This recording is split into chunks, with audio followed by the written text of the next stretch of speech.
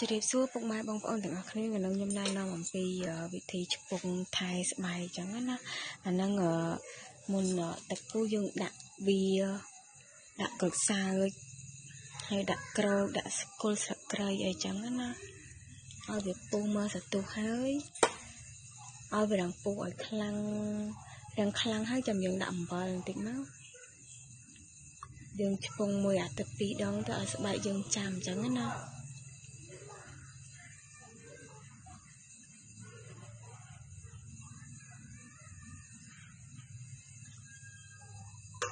ហើយពេលទឹករាំងពុះប្រហែលពុះ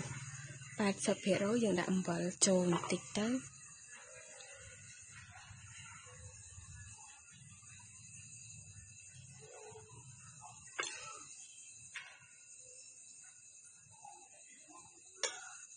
គ្រឿងផ្សំវាមានគល់ស្លឹកគ្រៃ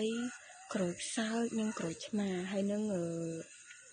អំបិលប៉ុណ្ណឹងហើយបងអូនចង់សាកចង់បានស្បែកចាំល្អដែលមិនចាំបាច់ប្រើឡេបងអូនសាកប្រើក្បួនធម្មជាតិតាមខ្ញុំបងអូនបានស្បែកចាំនេះមើលសាច់ដៃខ្ញុំនេះ